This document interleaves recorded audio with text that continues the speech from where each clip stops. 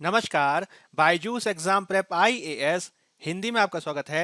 प्रस्तुत है आज की बड़ी खबर। आज की बड़ी खबर में हम चर्चा करेंगे सत्येंद्र नाथ बोस पर। सत्र को प्रारंभ करने से पूर्व एक महत्वपूर्ण उद्घोषणा। बायजूस एग्जाम प्रेप आईएएस के द्वारा 5 जून 2022 यानी कल रविवार को होने वाली यूपीएससी प्रारंभिक परीक्षा के सामान्य अध्ययन के प्रथम प्रश्न पत्र का विस्तृत विश्लेषण कल 5 जून को ही रात 8 बजे live Byju's exam prep IAS channel पर आयोजित किया जाएगा। इसमें उत्तर कुंजी पेपर पर चर्चा के साथ ही विश्लेषण और अपेक्षित कट ऑफ पर भी चर्चा की जाएगी। अतः आपसे अपेक्षा है कि आप चैनल को सब्सक्राइब करें और डिस्क्रिप्शन बॉक्स में दिए गए लिंक पर क्लिक करके कल की कक्षा से संबंधित नोटिफिकेशन को भी सेट करें। सबसे पहले हम ये देख लेते हैं कि सत्येंद्र नाथ बोस चर्चा में क्यों हैं। गूगल द्वारा आज यानी शनिवार 4 जून को भारतीय भौतिक विज्ञानी और गणितज्ञ सत्येंद्र नाथ बोस को बोस आइंस्टीन कंडेंसेट्स में उनके योगदान के लिए श्रद्धांजलि दी है, एक गूगल डूडल के रूप में। वास्तव में इसी दिन यानी 4 जून 1924 को उन्होंने एल्बर्ट आइंस्टीन को अपने क्वांटम फॉर्मूलेशन भेजे थे, जिन्होंने तुरंत इसे क्वांटम यांत्रिकी में एक महत्वपूर्ण खोज के रूप में मान्यता प्रदान की थी। इस पृष्ठभूमि में ही हमें सत्येंद्र नाथ बोस और उनकी कुछ उपलब्धियों को जानना महत्वपूर्ण हो जाता है। आपको ये ध्यान रखना है कि सत्येंद्र नाथ बोस का जन्म 1894 में हुआ था और वे एक महत्वपूर्ण भारतीय गणितज्ञ और सैद्धांतिक भौतिकी में विशेषज्ञता वाले भौतिक विज्ञानी थे।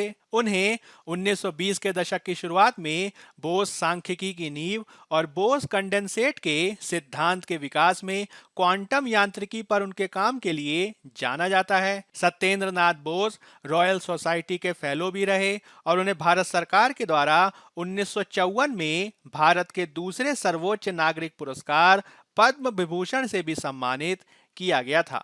बोस के आंकड़ों का पालन करने वाले कणों के वर्ग बोसोन का नाम पॉल डिराक के द्वारा बोस के नाम पर ही रखा गया था। उनको एक बहुमुखी प्रतिभा का धनी यानी पॉलीमैथ भी माना जाता है, जिन्हें भौतिकी, गणित, रसायन विज्ञान, जीव विज्ञान, खनिज विज्ञान, दर्शन, कला, साहित्य और संगीत सहित विभिन्न क्षेत्रों में व्यापक रुचि थी और उन्होंने भारत में कई अनुसंधान और विकास समितियों में भी कार्य किया। सत्येंद्र नाथ बोस की प्रसिद्धि की यात्रा शिक्षा में ही देखी जा सकती है।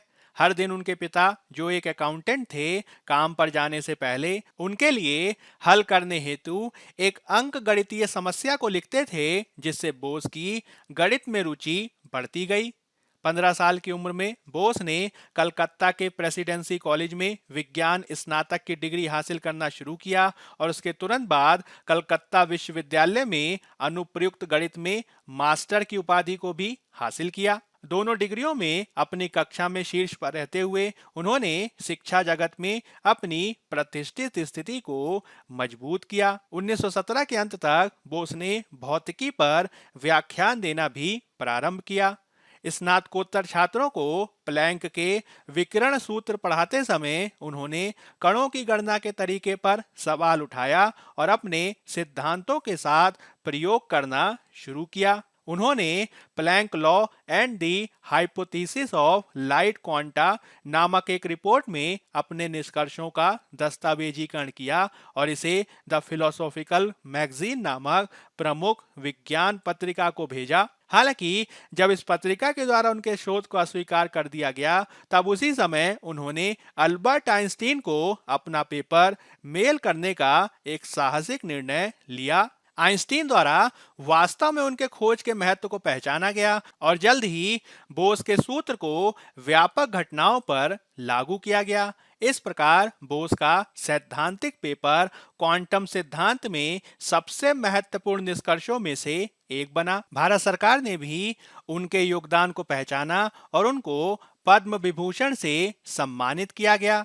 उन्हें विद्वानों के लिए भारत में सर्वोच्च सम्मान राष्ट्रीय प्रोफेसर के रूप में भी नियुक्त किया गया था। सत्येंद्र नाथ बोस बहुमुखी प्रतिभा के धनी भी थे। इस रूप में उन्होंने Indian physical society, national institute of science, Indian science Congress और इंडियन स्टैटिस्टिकल इंस्टीट्यूट सहित कई वैज्ञानिक संस्थानों के अध्यक्षों के रूप में भी कार्य किया।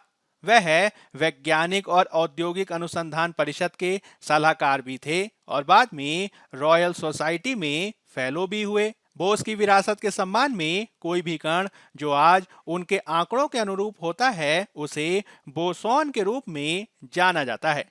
उनके काम से कई वैज्ञानिक सफलताएं भी मिली हैं, जिसमें कण त्वरक यानी पार्टिकल एक्सीलरेटर और गॉड पार्टिकल की खोज महत्वपूर्ण मानी जाती है। इसी के संदर्भ में हमें कुछ अन्य महत्वपूर्ण तथ्यों को भी समझना आवश्यक है। जैसे कि जब हम बात करते हैं क्वांटम यांत्रिकी की, तो इसे अंग्रेजी में क्वांटम मैकेनिक्स के रूप में जाना जाता है, जो भौतिकी में एक मौलिक सिद्धांत है जो परमाणुओं और उप परमाणु कणों के पैमाने पर प्रकृति के भौतिक गुणों का विवरण प्रदान करता है। इसके अंतर्गत सामान्यता परमाणु और उप परमाणु कणों के स्तर पर प्रकृति के भौतिक गुणों के व्यवहार को देखा जाता है, क्योंकि कई बार यह देखा गया है कि परमाणु उप परमाणु स्तर पर भौतिकी के सामान्य नियम लागू नहीं होते और उनमें भिन्न प्रकार का व्यवहार देखा जाता है। क्वांटम यांत्रिकी, क्वांटम रसायन विज्ञान, क्वांटम क्षेत्र सिद्धांत, क्वांटम प्रौद्योगिकी और क्वांटम सूचना विज्ञान सहित विविध प्रकार की क्वांटम भौतिकी की नींव को भी प्रदान करती है। इसमें हमें बोस आइंस्टीन कंडेंसेट्स को भी समझना महत्वपूर्ण है, जिसे पदार्थ की पांचवी अवस्था भी कहा जाता है। इसके अस्तित्व की भविष्यवाणी अल्बर्ट आइंस्टीन और भारतीय गणितज्ञ सत्येंद्र नाथ बोस के द्वारा लगभग 100 साल पहले ही कर दी गई थी।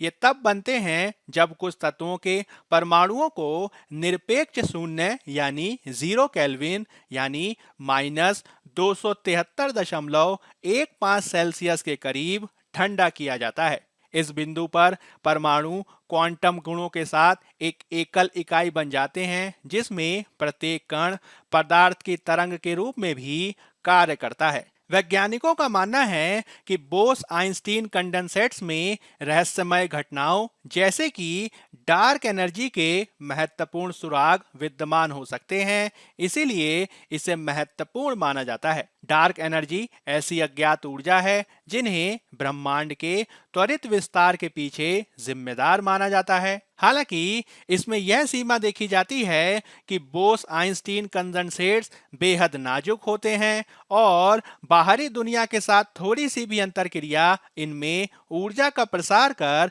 इन्हें समाप्त करने के लिए पर्याप्त हो सकती है। इससे वैज्ञानिकों के लिए पृथ्वी पर इसका अध्ययन करना लगभग असंभव हो जाता है, क्योंकि पृथ्वी पर गुरुत्वाकर्षण लगातार बोस आइंस्टीन कंडेंसेट्स के चुंबकीय क्षेत्रों में हस्तक्षेप करता है और इससे इनका दीर्घकालिक निर्माण संभव नहीं हो पाता है। यही कारण है कि नासा के द्वारा 2020 में बोस आइंस्टीन कंडेंसेट्स का अध्ययन अंतरिक्ष में करने पर बल दिया गया। इसके लिए इंटरनेशनल स्पेस स्टेशन यानी अंतर्राष्ट्रीय स्पेस स्टेशन को चुना गया, जो पृथ्वी से 400 किलोमीटर की औसत ऊंचाई पर उड़ान भरता है।